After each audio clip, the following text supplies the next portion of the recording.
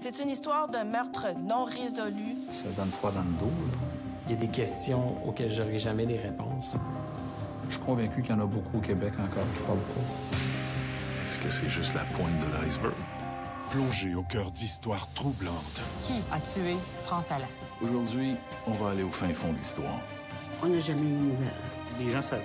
C'est ce qui est le plus déplorable. Roger Tétrault, c'est encore un mystère aujourd'hui. C'est pas quelque chose que tu veux revivre 2 fois, là. Crave. Tous les yeux sont tournés sur le procès de Benoît Proulx. Un événement crucial au procès, ça a été l'écoute électronique. Robert Parot a dit, si vous remplacez le « il » par un « je », il vous raconte ce qui est arrivé. C'est des aveux. Tabarnouche! Il y a eu un vent d'hystérie collective. À l'intérieur du procès même, Benoît Proulx n'a jamais été identifié par M. Paquin. Je n'en revenais pas de la faiblesse de la preuve. C'est le tribunal de l'opinion publique avec un juge qui laissait tout passer et ça a donné le résultat que ça a donné. Benoît avait, je pense, une nouvelle copine. Francine Jobin? La sœur de Richard Jobin. Un illustre moteur du Club des mercenaires.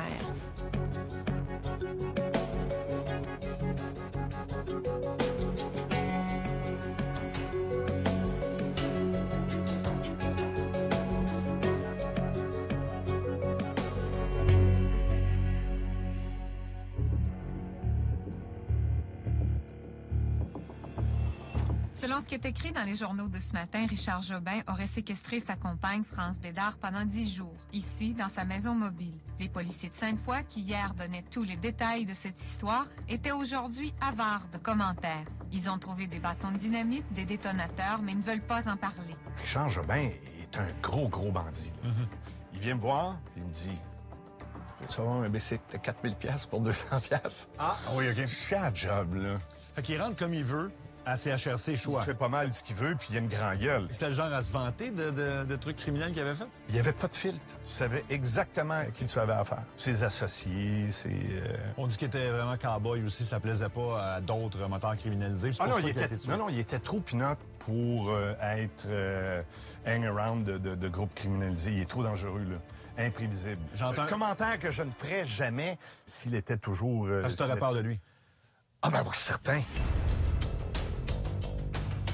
Là, on commence à avoir plusieurs personnes qui nous placent Richard Jobin, début des années 80 à CHRC. Il y a plusieurs personnes dans notre milieu qui nous ont parlé, qui veulent pas nécessairement le faire à la caméra. Ce que tout le monde nous dit, c'est qu'il était très présent dans les événements de la station. C'était le gars qui suivait le circuit de stock car.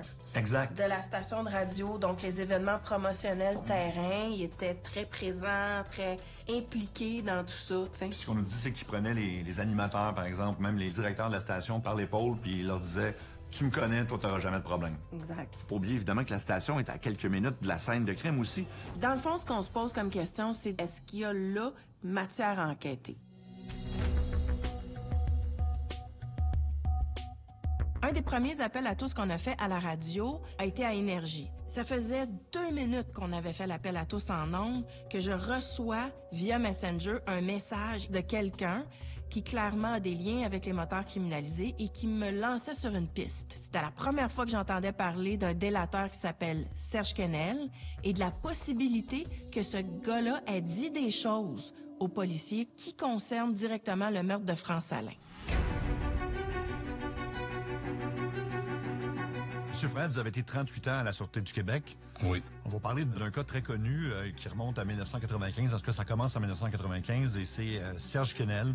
Ben moi, à ce moment-là, je travaillais sur, si on veut, un escouade qui travaillait pour la guerre des motards. Quesnel, lui, a été arrêté sur l'information d'un autre délateur. Puis Quesnel a décidé de raconter ses crimes. Donc, vous êtes devenu le contrôleur de Quesnel, c'est ça? Oui. Qu'est-ce que c'est un contrôleur, pour ceux qui ne savent pas? Ben, c'est la personne qui s'occupe de tout. C'est qu'on va aller chercher la corroboration de tout ce qui a été dit. On va le sortir pour qu'il vienne nous montrer les endroits où des crimes ont été commis, où des armes ont pu être cachées, etc., etc. Donc, vous avez passé des heures incalculables, j'imagine, avec Serge Quesnel dans votre vie. C'est incalculable. Incalculable. Ouais. Quesnel, c'est un gars qui a avoué 5 meurtres et une douzaine de tentatives de meurtre et de complot. C'était le premier délateur dans la guerre des motards et c'était le premier contrat vraiment qu'on donnait à un criminel dans la lutte au crime organisé là, au début de la guerre des motards. Serge Quesnel a été un motard criminalisé durant toute sa vie. C'est pas un enfant de cœur du tout. Et il est devenu délateur. Plus que ça, c'est un délateur qui a eu un traitement de faveur absolument incroyable. J'étais payé 500 $ par jour. En prison, il avait droit à des cours universitaires. Il a même eu droit à de la chirurgie plastique à sa sortie et d'être relocalisé. Donc, Serge Quesnel est probablement encore vivant, mais on ne sait pas où. Moi, Quesnel, ce que je connais de lui, c'est la une de journal. Il est dans un bureau de la Sûreté du Québec, je me trompe pas, les tatous, puis il était devenu millionnaire, lui, pour avoir été délateur.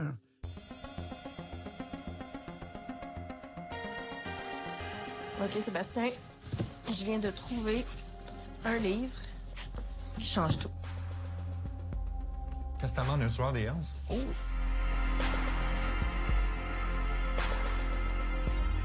Je m'en viens rencontrer Pierre Martineau, auteur du livre Testament d'un tueur des Hells, vice-président Cogeco aujourd'hui. Donc, c'est un gars de radio, c'est un journaliste de faits divers, mais surtout, c'est le gars qui s'est assis pendant des heures avec Serge Quesnel pour recueillir ses propos, pour écrire le livre. Fait que c'est un gars hyper important pour nous.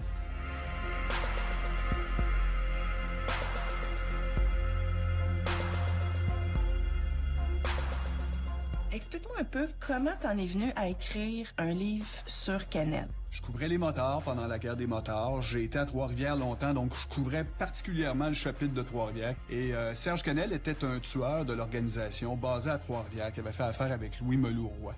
Et comme j'étais dans leur champ de vision pratiquement tous les jours, eh bien, quand Quesnel s'est retrouvé en prison, il a mis la main sur mon numéro de cellulaire, il m'a contacté, il m'a offert de rédiger sa biographie. Alors c'est comme ça que de fil en aiguille, je me suis retrouvé à aller le rencontrer en prison pendant de longs mois.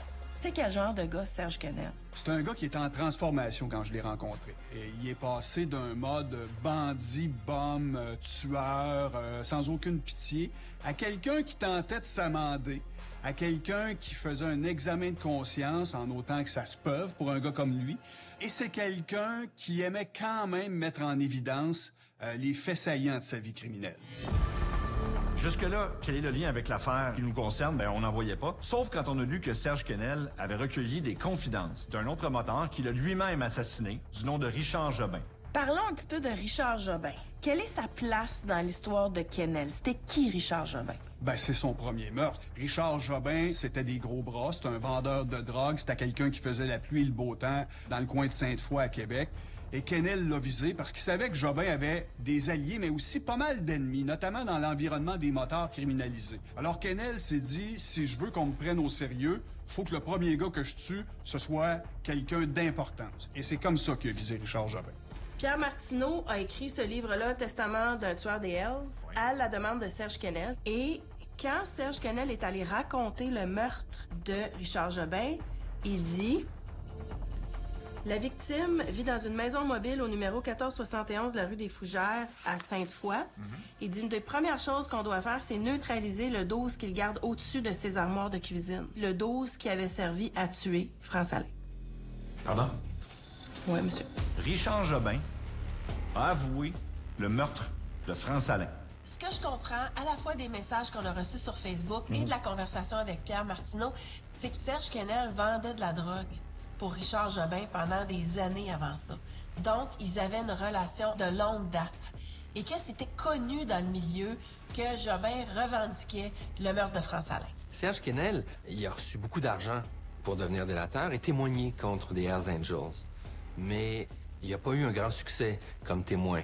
Et ça a donné lieu à des acquittements, et puis après ça, on n'a plus fait affaire avec lui. Si, dans les affaires où il était impliqué, ça n'a même pas permis d'obtenir des condamnations, disons que j'ai des sérieux doutes sur la valeur probante de ce qu'il a pu récolter. Est-ce que, selon toi, c'était, à l'époque, dans sa transformation, quelqu'un de fiable? Oui. Lors de notre première rencontre en prison, moi, je lui ai dit simplement ceci. Si je m'aperçois en cours de route que tu me mens, peu importe sur quelle information, je débarque du projet. Et il m'a promis de me dire toute la vérité, en tout cas la sienne, et d'aucune façon, je peux douter de ce qu'il m'a raconté. Il n'est pas payé à l'information, là? Ben, pas du tout. Pas du tout, là. Moi, je me rappelle pas que Quesnel nous ait menti là, sur des crimes. J'ai pas de crimes là, qui me viennent en tête dans lesquels il dit « j'ai participé à ça » ou « j'ai fait ça » ou « je sais telle chose, c'est pas arrivé ». Parce qu'on a parlé à des journalistes qui nous ont dit « oui, mais il y a eu des acquittements, il n'y a pas nécessairement eu... » Ouais, mais ça, un acquittement, là, ça veut pas dire que le crime n'a pas eu lieu, là. Si dans Canel, dans, mettons, 99% de ce qu'il a dit, on a réussi à corroborer, moi, je considère que c'est un gars qui est fiable. À l'époque, ça n'a pas fait beaucoup de bruit, mais ça a quand même fait des journaux à Québec. Et on a même interrogé Benoît Proulx là-dessus. Et Benoît Proulx a dit que la police de Sainte-Foy devrait enquêter sur Richard Jobin. Ce à quoi la police a immédiatement répliqué dans les médias, il n'y en est pas question.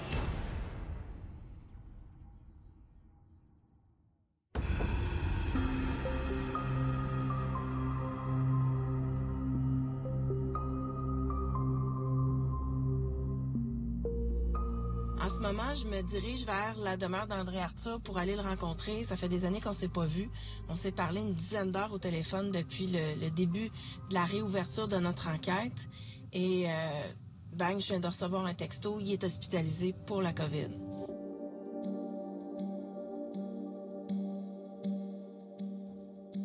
Quand André a décidé de collaborer avec nous en coulisses, là, c'est comme si tout d'un coup, il s'était trouvé quelque chose, un intérêt, une passion qui le tenait. Donc, il était très actif, très participatif. On se parlait souvent, il textait. À un moment donné, il y avait d'autres journalistes qui le contactaient pour collaborer. Tout de suite, il m'appelait, me donnait les coordonnées. Puis, tu sais, donc, il était très vivant et très actif là-dedans. Par contre, il me parlait souvent de ses ennuis de santé. Tranquillement, pas vite, nous, notre enquête a pris un autre virage. Et là, il y avait plus de silence dans nos échanges. Il y a eu des moments où j'ai senti qu'André constatait qu'on s'en allait vers une autre thèse qui remettait en question celle de Benoît Proulx. On se l'est jamais dit, mais je sentais que c'était lourd pour lui. Quelques semaines avant son entrée à l'hôpital, j'ai dit à André, ça se peut que tu l'aimes pas, le documentaire qu'on va faire. Il y a eu un silence au bout de la ligne, puis il m'a dit, ben, fais ce que t'as à faire. Fait que... La dernière conversation que j'ai eue avec André, c'est le 4 mai. Donc, le 8 mai, son état de santé a pris un virage pour le pire, soudainement. Et il y a des proches de lui qui m'ont texté fin d'après-midi qu'il était décédé. Je m'attendais pas à ça.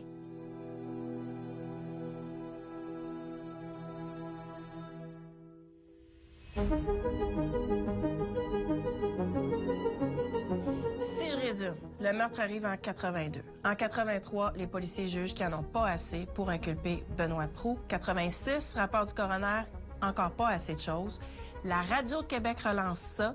Le 10 novembre 91, finalement, il est trouvé coupable. Qu'est-ce qui a fait la différence? Bien, ce qui a fait la différence, en fait, c'est l'arrivée du nouveau témoin. C'est vraiment ça qui a fait la différence. Et le fait que le juge Tremblay ait permis l'audio, en fait, la cassette de l'entretien entre Proulx et le père de France-Alain. Et donc, prison à vie pour Benoît Proulx. Prison à vie. Le juge François Tremblay l'a immédiatement condamné à l'emprisonnement à perpétuité et les gardiens l'ont emmené. Je n'étais pas si surprise parce que mon père et moi, nous savions ce qui s'était passé pendant ce procès, les erreurs qui s'étaient faites. L'adresse du juge, on avait déjà dans notre tête tout ce qu'il fallait, d'accord, pour aller en appel. On est parti de là. On est allé directement au bureau. On s'est assis, on a pris le dossier et on a commencé immédiatement à faire tout ce qu'il fallait pour déposer notre demande d'appel et sa demande de libération. Là, ça prend pas beaucoup de temps avant qu'il porte son appel, par exemple. Ah non, non. Là, on est le 10 novembre, puis il reçoit officiellement la permission d'aller en appel le 12. Lorsque quelqu'un est trouvé coupable d'un crime grave et souhaite faire invalider le premier procès en appel, on peut demander à la Cour d'appel d'ordonner un nouveau procès ou de carrément se faire acquitter par la Cour d'appel. Ça va dépendre de quelles sont les erreurs que l'on peut voir lors de l'instruction du premier procès. J'ai eu la permission d'en appeler, mais ça a été uniquement accordé sur des questions mixtes de droit et de fait. Donc, il y a eu des erreurs de droit dans le premier procès. Oui. Et puis, je pense que le juge Tremblay, finalement, a été sévèrement blâmé par les 3 juges de la Cour d'appel. Non seulement il a été blâmé, c'est que les 3 juges de la Cour d'appel ont même pas demandé un autre procès. Ils ont automatiquement comme proclamé l'acquittement de Proulx. Le journaliste Benoît Proulx de Québec vient d'être acquitté du meurtre qui pesait contre lui relativement à la mort de son ex-compagne France-Alain, assassinée en octobre 1982 à Sainte-Foy. Cour d'appel n'est pas tenue d'acquitter.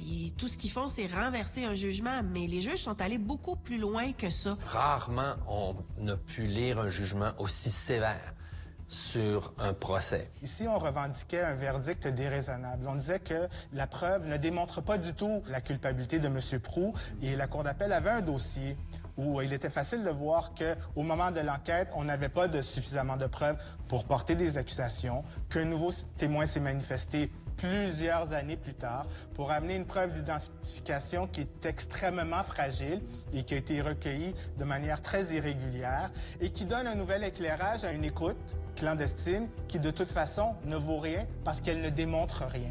Tout a été remis en question, là. La recevabilité des preuves, le choix des jurys. Tu sais, ce qu'on disait, c'est qu'il n'y a personne à Québec qui n'a pas entendu parler de ça. Tu sais. Il y a aussi l'absence de preuve d'un mobile. Il n'y a pas de mobile à cette affaire-là non plus. Fait que ça ne tient sur rien, en fait. Un principe important qui ressort des différentes décisions qui émergent de l'affaire Proulx, c'est que on doit accuser en fonction de motifs raisonnables. Ça, ce sont des faits objectifs indépendamment de l'humeur populaire. Est-ce qu'il y a de la preuve? Et par ailleurs, le rôle d'un procureur de la Couronne, assisté d'un enquêteur et des policiers, est d'amener en justice une preuve crédible qui pourrait amener une condamnation. On ne doit pas chercher à gagner à tout prix. Mais dans ce cas-là, les erreurs étaient tellement graves et tellement nombreuses qu'on est obligé de se dire, ben, le juge lui-même était dans cette atmosphère créée par André Arthur, voulant que c'est Benoît Proulx qui l'a fait, tout le monde le sait, puis c'est comme si on avait perdu tout sens des proportions, puis tout sens de justice aussi. Je comprends pas comment un juge, à la lecture d'un jugement aussi dévastateur, peut continuer à siéger sans se remettre en question. Le procès de Benoît Proulx a été présidé par le juge Tremblay. Des années après le verdict de Benoît Proulx, on a décortiqué beaucoup de ses jugements. Ça a été un juge qui a été très controversé dans les années 90.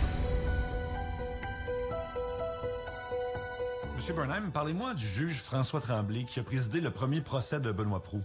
Il était particulièrement connu par les cours d'appel parce que c'est un des juges dont les jugements ont été renversés parmi ceux qui sont, disons, particulièrement élevés. Quand un juge comme ça, à répétition, se comporte de manière, disons, discutable, comment ça se fait qu'il peut continuer à siéger? Il y a personne qui surveille un juge parce que c'est le poste le plus important de notre système judiciaire? Non, c'est simplement parce que le système de justice n'a pas de vérification de la qualité comme telle. La seule vérification de la qualité, c'est quand il y a un recours qui est entamé. Mais jamais il y a d'analyse du travail des juges comme tel, s'ils sont rigoureux ou pas par rapport au travail qui leur est demandé. En fait, c'est ça, c'est qu'on peut pas congédier un juge. Ils vont se faire blâmer, mais ils sont pas congédiés, là. Ils sont même pas blâmés personnellement. Il n'y a pas de conséquences. Il n'y a aucune conséquence. C'est incroyable. Les gens qui nous regardent, là, s'ils font pas leur travail comme il faut, ils vont se faire congédier, ils vont se faire taper sur les doigts d'abord, peut-être, là, mais ils vont se faire congédier. Fait que dans notre système de justice, un procureur de la Couronne qui présente de la preuve qui est inadmissible en cours et qui est complice avec le juge qui, lui, l'admet, comme dans le cas de l'affaire Benoît Proulx, c'est ce qui est arrivé, ils n'auront jamais aucune conséquence. Ils vont jamais perdre leur emploi, là. Oui, puis probablement, il y a des chances d'avoir une promotion. Ah! Fait qu'autrement dit, le juge Tremblay, lui, a continué à siéger jusqu'à quand? Jusqu'à sa mort, que je sache.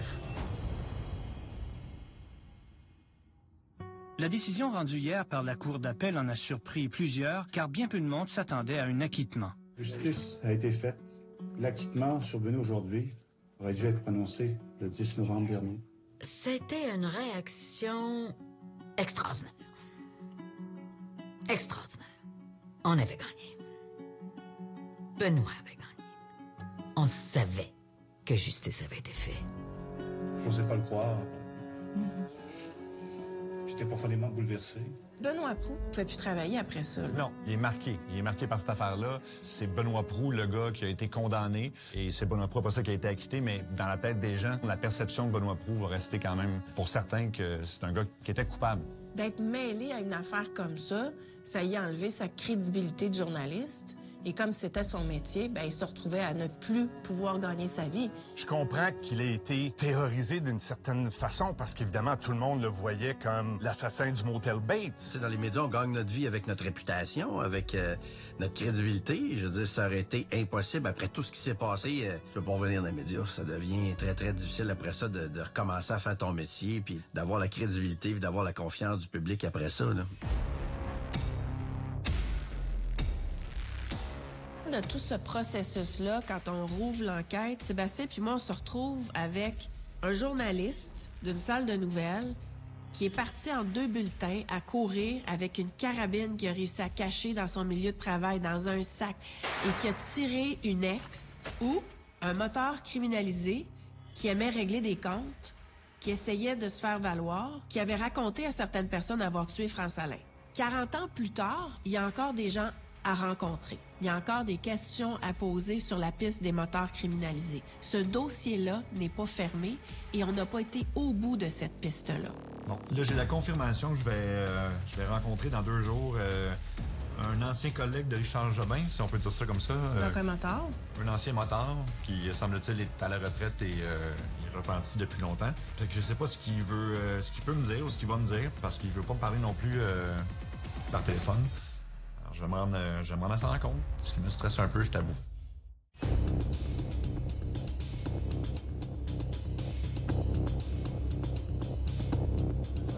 Bon. Alors, je suis présentement dans un parc à Trois-Rivières. J'attends un dénommé Pierre via une source, un contact. On m'a dit que Pierre était un ancien moteur criminalisé qui pourrait me parler de Richard Jobin parce qu'il a travaillé avec lui un bon bout de temps. OK, c'est lui. Parfait, on va sortir. Salut Pierre. Salut. Sébastien, enchanté. On est ici, dans le fond, je veux te parler de quelqu'un avec qui tu as travaillé, qui s'appelle Richard Jobin. Ah, moi, j'ai travaillé pour Robin, je connais que ça se passe. Si je te demande le général, c'est quel genre de gars Richard Jobin? Pour lui, les balados, c'est un malade. Je te dis pas qu'il m'a pas aidé, mais t'étais mieux d'avoir sur ton bord, parce que sinon, t'étais dans le mal en... Mais on est ici pour parler de France Alain, qui a été victime de meurtre en 1982. Bon, tout le monde le connaît, ce nom-là. Il n'en reste pas bien dans ma gang, là. Mais Robin, il en a parlé à tout le monde, de France Alain. Il en a parlé à tout le monde, puis parler d'elle dans... Dans le sens que c'est lui qui a tiré dessus. Puis il me dit qu'il a tiré le soir pas loin de chez eux. Les cochons avaient peur de Robin, tout le monde avait peur de lui. Pense qu'il y a un cochon qui aurait tué à lui, canon. Après ça, tu sais pas qui ça l'aurait pris. Oui, là, t'as-tu tout ce que ça te prend, là, parce que j'aime pas bien ça, moi, de tomber là-dedans. Moi, je comprends. Je pensais même pas entendre encore son nom à lui. Tu veux pas t'approcher du monde de même. Canon. OK, je suis vraiment un peu sous le choc de ce que je viens de vivre, puis de ce qu'il m'a dit. J'en ai le shake en ce moment. C'est vraiment quelque chose.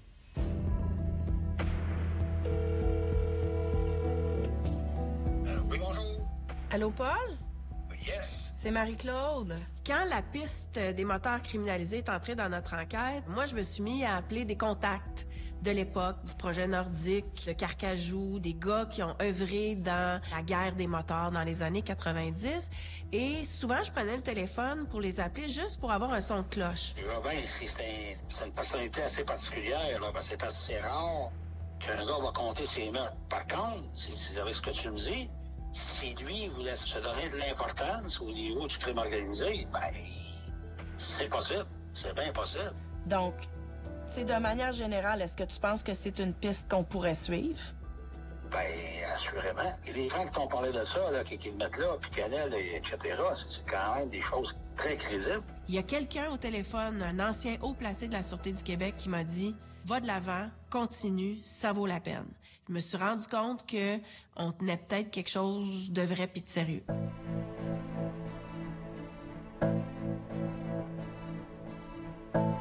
Mario Vézina, c'est un ancien chef des crimes majeurs, évidemment, à la police de Québec. On voulait le rencontrer parce que, même s'il n'était pas là en 82, il a eu accès aux boîtes d'enquête de l'affaire France Alain. Donc, il a vu toute les preuves qui avaient été accumulées et des preuves aussi qui n'ont pas été dévoilées au public. Parlez-moi ce qu'on appelle en anglais des cold cases ou des crimes non résolus. Est-ce qu'il y a une unité qui s'occupe de ça comme telle à la police de Québec? À la police de Québec, c'est l'unité des crimes graves qui s'occupe des dossiers non résolus. Puis dans le cas, mettons, qui nous intéresse, c'est un cas qui date de 40 ans, bon, le meurtre de France Alain. Est-ce que ça, c'est revisité régulièrement? Ces dossiers qui sont toujours sur notre écran radar, donc on les regarde toujours, ils sont toujours présents, et puis on est toujours à l'affût de nouvelles informations. Donc, si je comprends bien, même dans le cas d'un meurtre qui a eu lieu en 82, il y a encore toutes les boîtes de preuves qui sont là, qui sont accessibles. Donc, dans le cas de France Alain, tout a été gardé. Je ne veux pas parler de ce cas-là parce qu'il est en cours de présentement, mais je parle en général, on détruit jamais les pièces à conviction. Et puis, dans le cas qui nous intéresse, je sais que vous étiez très jeune à l'époque, mais parlez-moi de votre souvenir à vous. En fait, moi, quand l'événement est survenu, j'étais au secondaire. Et puis, par la suite, le hasard a fait que, par la carrière, j'étais au module qui enquêtait ce dossier-là. Donc, par la suite, vous avez eu à enquêter là-dessus, vous? Oui, effectivement. OK. Je vais vous nommer un nom qui n'a peut-être pas de lien avec cette affaire-là, mais juste savoir si vous avez entendu parler de Richard Jobin, qui est un associé de moteur criminalisé. De mémoire, écoutez, ça fait, je ne vous connais pas ce nom-là. Tu as rencontré Mario Vézina, un policier de l'époque. Donc, lui, il a vu les fameuses boîtes d'enquête de l'affaire France Alain. Quand tu lui as parlé de Richard Jobin, ça a été quoi sa réaction? Le néant total. Il n'y avait aucune idée de qui je parlais. C'est drôle parce que moi, j'ai parlé à d'autres anciens policiers de Sainte-Foy. Quand je leur parle de Richard Jobin, ils connaissent. Et ils l'appellent Coco. Coco? Ils disent que c'était un informateur de police. Il était connu comme bandit de l'époque, mais ils ont de la difficulté à faire un lien entre l'affaire France Alain et Richard Jobin. Hier encore, il y a un ancien policier de Sainte-Foy qui nous a écrit. Puis je lui demande, Richard Jobin, ça dit-tu quelque chose? Mais il dit, ouais, mais c'est quoi le rapport avec France Alain? Fait que c'est comme s'il n'avait pas vu le lien entre Richard Jobin puis Francine Jobin, qui a été la blonde de Benoît Proulx. C'est comme s'il avait manqué cet élément-là. Il y a quand même eu des informations qui ont circulé dans le milieu policier. Il y a un lien qui a été établi par un informateur. Donc, c'est étrange que ça se soit pas rendu à une enquête, du moins. La police de Sainte-Foy a dit, on n'enquêtera pas ça parce que c'est fréquent qu'un criminel comme Richard Jobin va se vanter de crimes qu'il n'a pas commis. Ils l'ont même pas rencontré. Ça, je peux pas vous dire ce que Sainte-Foy a dit. Parce que moi, après avoir eu cette information-là, ça m'appartenait plus. Les informations ont été transmises aux autorités qui travaillaient ça. Je ne sais pas ce qu'ils ont dit. J'ai jamais eu de nouvelles de ça. D'un autre côté, que des fois, les criminels se vendent des affaires. En tout cas, moi, mon opinion, c'est que je l'enquêterais pareil. Si un criminel se vend de quelque chose, il y en a assez qui se vendent de rien. Ça fait que quand il y en a un qui se vend de quelque chose, ça mérite peut-être la peine d'être gratté un petit peu. Je peux absolument pas me prononcer là-dessus, puis je voudrais pas qu'on se mette à faire des spéculations basées sur des rumeurs pour faire à quelqu'un d'autre ce qu'on a fait à Benoît Proulx, c'est-à-dire accuser sans preuve. Alors, encore là, est-ce que ça se peut? Ça se peut. Mais de un, des gens qui se vantaient d'un meurtre, il y en a eu plusieurs dans l'histoire qui n'étaient pas pour autant coupables. Puis deuxièmement, il n'est pas là pour pouvoir se défendre ou pour pouvoir répondre aux questions. Alors après ça, qui a dit ça, à qui il l'a dit? Donc moi, j'embarque pas là-dedans du tout. Sauf que elles ont souvent ceci en commun, les erreurs judiciaires, c'est que la police a une vision en tunnel, refuse de voir la preuve à décharge et s'enligne dans une direction seulement. Il n'y a pas un enquêteur qui aime travailler crime organisé nécessairement dans son dossier de meurtre parce qu'il sait que c'est compliqué. Compliqué parce que ça parle pas, compliqué pour avoir les autorisations judiciaires, mais ça se travaille. Il y a des escouades aujourd'hui qui font juste ça, là. Moi, ce que je trouve de valeur, c'est qu'aujourd'hui, ce que tu me donnes comme information sur le côté crime organisé n'ait pas eu plus d'influence que ça dans l'enquête qui a été faite. Je suis pas en train de te dire que c'est ça qui est arrivé, mais qu'au moins qu'on l'ait validé, qu'on l'ait vidé, ce sujet-là, tu sais. Mais aujourd'hui, celui qui l'aurait fait, de ce que tu me dis, de toute façon, est décédé, tu sais. Est-ce qu'on veut rebrasser ça, puis ça va donner quoi? C'est que celui qui a été victime d'une erreur judiciaire, lui, est encore en vie. Oui, c'est ça. Hein? Puis les proches de France Alain, il y en a encore beaucoup qui sont vivants, là. Il y a une boucle qui n'est pas bouclée.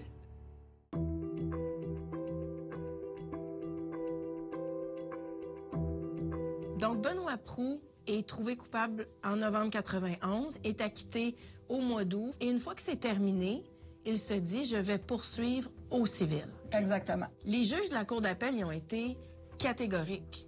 Ils ont été virulents dans leur jugement du premier procès. Est-ce que c'est ça qui a donné une espèce d'impulsion à Benoît Proulx et son équipe d'avocats de dire on va aller chercher compensation, on va poursuivre au civil? S'il y avait ça en lui, un besoin de justice pour lui-même, vu les dommages qu'il a subis, c'est sûr que ces juges-là sont venus appuyer. Parce que clairement, la réponse qu'il a reçue de ces 3 juges-là, c'est qu'il avait été accusé à tort. Une fois le verdict de la Cour d'appel tombé, tout de suite, Lawrence Corriveau et Benoît Proulx ont cherché compensation. Benoît Proulx a été traîné dans la boîte, sa réputation a été atteinte, il ne peut plus travailler, il peut plus gagner sa vie comme journaliste. Alors, comment l'appareil judiciaire au Québec va le compenser? Le journaliste Benoît Proulx, qui a été acquitté en août dernier du meurtre de son ancienne amie France Alain, poursuit le procureur général du Québec et les enquêteurs de la police de Sainte-Foy pour plus d'1,5 million de dollars. C'est tout à fait exceptionnel. On me dit que par année, il y en a peut-être 2 qui sont déposés contre le procureur général du Québec. Habituellement, c'est à la suite de causes qu'on peut qualifier de controversées. C'est très difficile de poursuivre un procureur au Québec parce qu'il possède une grande immunité. Mais Benoît Proulx, après évidemment son verdict d'acquittement, là, est allé en cour civile. D'abord, on lui a accordé 1 million et quelques, donc c'était une victoire pour lui. Après ça, ils sont allés en appel, il a perdu son million. La Cour d'appel vient de débouter Benoît Proulx qui ne recevra pas le 1 600 000 $ qui lui avait été accordé par un premier tribunal. Du côté des avocats de Benoît Proulx, oui, la réaction est immédiate. On va aller en Cour suprême. Et ensuite, Benoît Proulx, évidemment, est allé plus loin, il a poursuivi, c'est allé jusqu'en Cour suprême. Faut comprendre que c'est extrêmement rare que vous allez pouvoir faire condamner l'État, le procureur général, après un acquittement. Parce qu'évidemment, toutes les personnes acquittées sont pas pour autant innocentes. Et même si elles sont innocentes, ben l'État doit avoir la liberté de poursuivre les gens puis de combattre le crime. Et donc, doit avoir une immunité. Et c'est une immunité, mais elle n'est pas absolue. Donc, si un procureur agit de mauvaise foi ou de façon malicieuse, sait que la personne n'est pas coupable ou cache la preuve ou des choses comme ça, vraiment agir de façon malhonnête, là, vous allez pouvoir peut-être obtenir un dédommagement. Mais il y a très, très, très peu de cas. Alors, dans ce cas-là, on n'alléguait pas que Robert Pallereau avait fait des choses malhonnêtes, mais que c'était une faute lourde que de poursuivre Benoît Proulx avec aussi peu de preuves. En 2001, la Cour suprême a octroyé 2,3 millions de dollars en compensation à Benoît Proulx pour les années qu'il a passées dans l'appareil judiciaire. J'ai douté, je vais vous dire, à la toute dernière minute. Et maintenant, je suis très heureux. Dans une décision divisée, la Cour suprême a reconnu qu'au Québec, la Cour peut être tenue responsable des torts causés à un individu. La Cour suprême précise dans la cause de M. Proulx que, premièrement, il n'y avait aucun motif raisonnable de porter des accusations. On n'allait pas plus loin que de simples soupçons, mais c'est pas assez. Il faut également démontrer que la poursuite est motivée par des intentions illégitimes, ce que la Cour suprême qualifie dans la cause de M. Proulx de malveillance. Et ici, il y avait plusieurs facteurs qui pouvaient amener la justice à croire que la poursuite au criminel pouvait servir à défendre l'enquêteur tardif dans sa cause en diffamation intentée par M. Proulx. La poursuite n'aurait jamais dû accepter d'avoir M. Tardif au sein de son équipe parce qu'il est manifestement en conflit d'intérêts. Il ne peut pas enquêter de manière neutre et objective un crime s'il est poursuivi dans une action civile par le principal suspect. Le conflit d'intérêts est vraiment au cœur de toute cette poursuite civile. En fait, les juges de la Cour suprême ont dit « ça n'a pas de bon sens que l'enquêteur principal n'était plus au service de police, se fasse rembaucher comme consultant pendant qu'il est aussi journaliste. » Il y avait là quelque chose qui avait aucun sens. J'ai peut-être une chance, du bien peut-être, de refaire ma vie puis d'essayer de reconstruire ce qui a été démoli par certaines personnes. Est-ce que je vais y arriver? J'espère. Selon vous, est-ce qu'il méritait ce montant-là? Oui, c'est sûr, c'est sûr. Parce que c'est des impacts sur la vie personnelle, puis ensuite, ce qui arrive souvent, c'est que les gens perdent leur job. Je pense que l'État devrait, comme ça existe ailleurs, hein, il y a des conventions où, en France, par exemple, les journées de détention sont tarifées. Quand il y a une erreur judiciaire, les gens sont automatiquement dédommagés. C'est peut-être pas parfait, mais au moins il y a une reconnaissance de l'existence de l'erreur judiciaire de manière formelle et il y a une compensation automatique qui est accordée. Alors qu'ici, c'est zéro le cas. Ici, c'est le contraire. C'est que, justement, l'État lutte à mort, va dépenser des millions de dollars pour ne pas donner un sou aux personnes victimes d'erreurs judiciaires. Parce que les recours que Benoît Proulx a pris quand l'État s'est opposé, est allé jusqu'en cour d'appel, puis ensuite jusqu'en cour suprême, bien, ça a coûté combien de milliers de dollars, de dizaines, de centaines, peut-être de milliers de dollars. Alors, qui s'est engraissé encore? Bien, les acteurs du système. Eux ont fait de l'argent. De quoi vit Benoît Proulx et comment vit Benoît Proulx? Ma vie n'est plus du tout la même. Écoutez, j'ai tout perdu.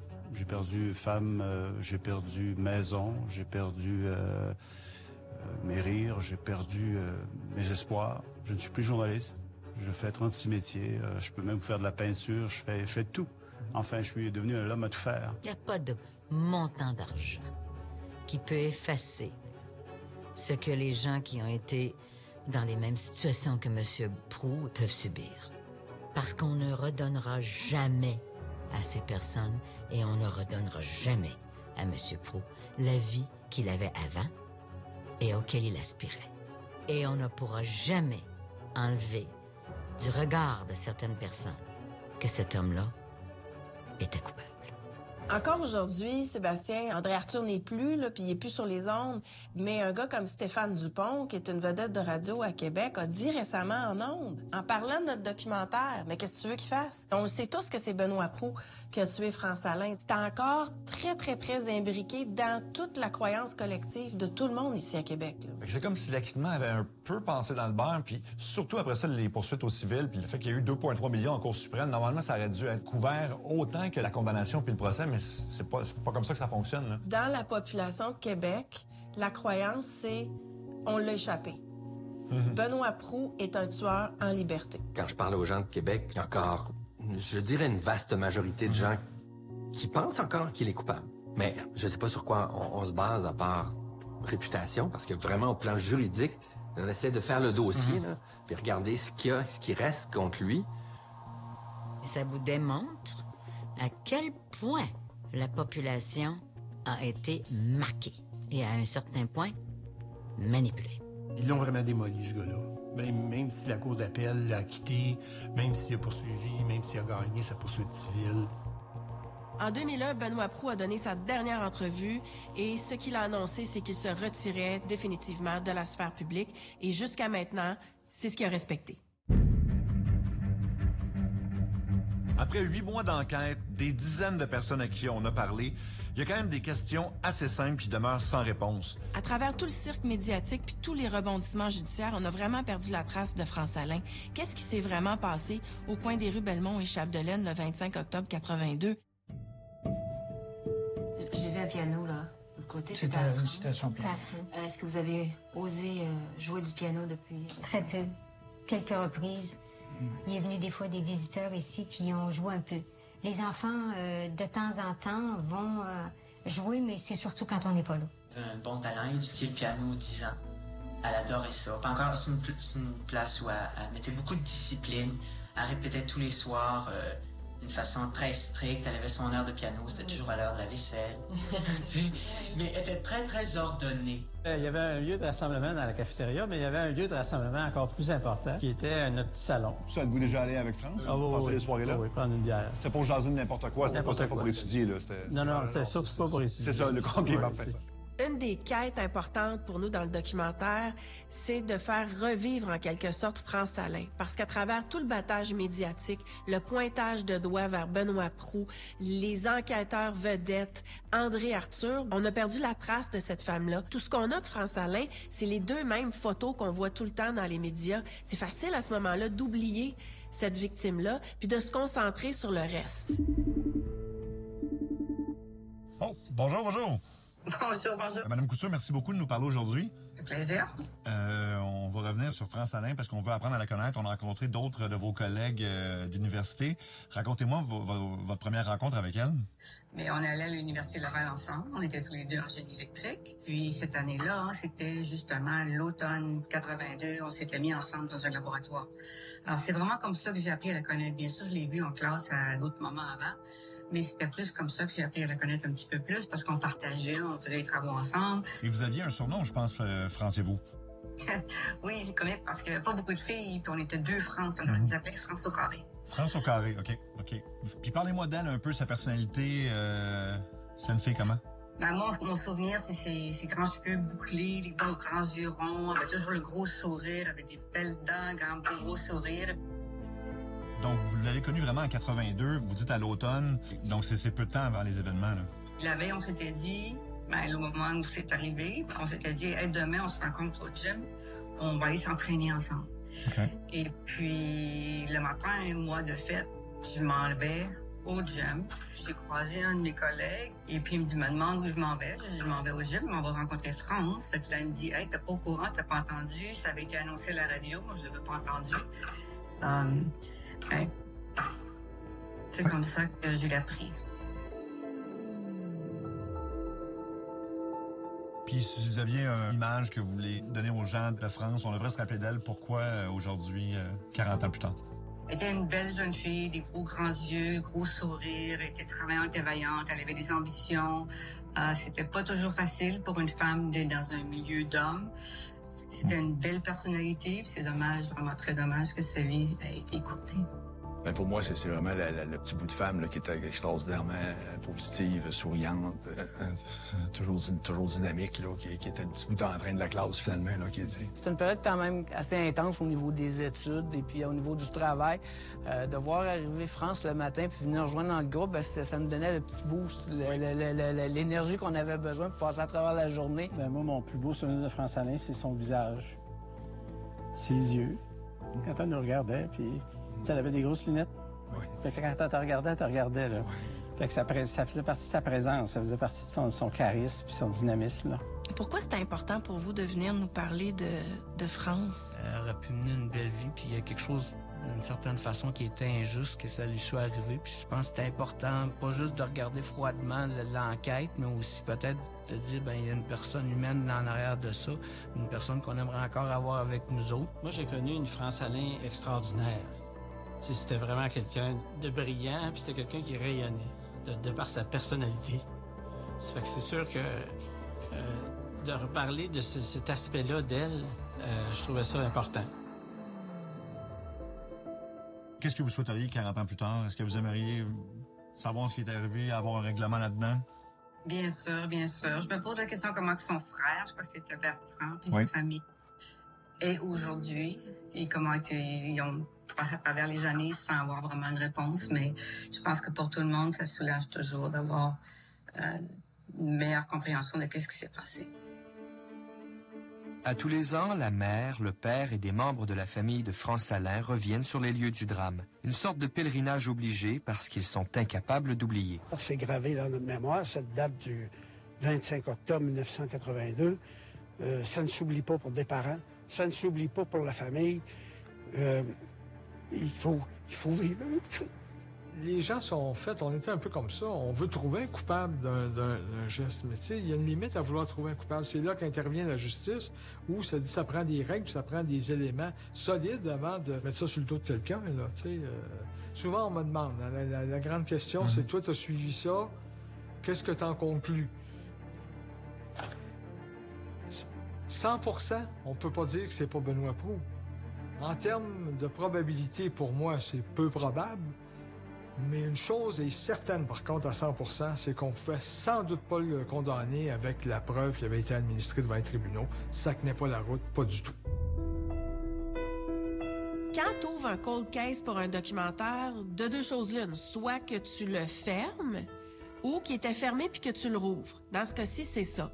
Quand on a commencé le documentaire, le suspect principal, c'était Benoît Proulx. Tout tournait autour de ça. Est-ce qu'il aurait vraiment pu le faire? Puis finalement, on est parti complètement ailleurs. Ce qui fait qu'aujourd'hui, on termine le documentaire en sachant très bien qu'il y aura un suivi après. Il n'est pas fermé, le documentaire.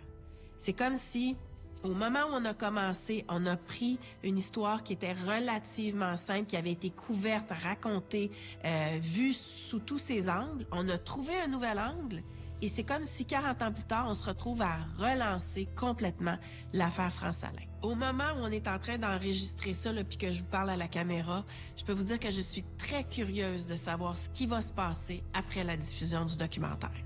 On se rend compte de l'émotion que nous en parlé. Ouais.